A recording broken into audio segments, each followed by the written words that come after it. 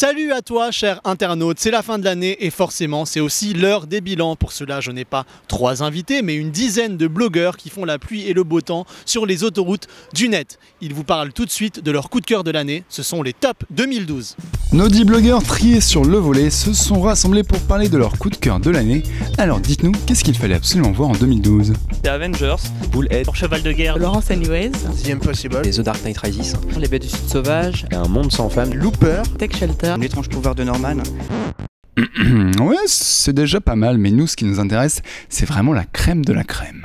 Pour 2012, dans le haut du panier, on peut trouver, par ordre chronologique, Millennium. Je citerai déjà le Millennium de Fincher. David Fincher arrive vraiment à la quintessence de ce qu'il veut faire, c'est hyper précis, c'est super beau, l'ambiance est extrêmement bien travaillée.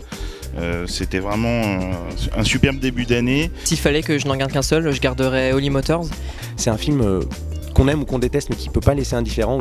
C'était vraiment une claque visuelle et une aventure vraiment profonde. C'est une déclaration d'amour fabuleuse au cinéma, à son cinéma et à tous les cinémas, et c'était probablement le film le plus marquant de l'année en 2012. Dans un tout autre genre, en fin d'année, on a eu l'Odyssée de Pi. qui est une énorme claque visuelle et émotionnelle sur laquelle on reste encore secoué pendant des jours après et à voir sur grand écran avec une 3D formidable.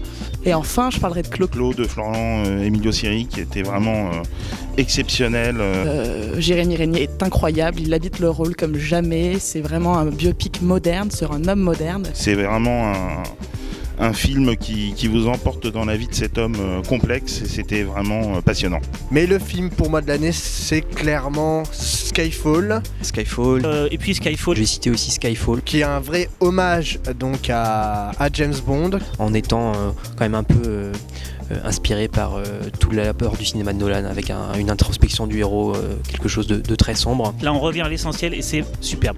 Alors notez bien, on résume. Cette année, il fallait absolument voir le Millennium de David Fincher, le Holy Motors de Léos Carax, l'Odyssée de Pi de Ang Lee, le Clo-Clo de Florent Emilio Siri, et à la première place, le retour de 007 dans le Skyfall de Sam Mendes. Si vous ne les avez pas vus, préparez vos rattrapages, et quant à nous, on se retrouve très bientôt pour les flops 2012.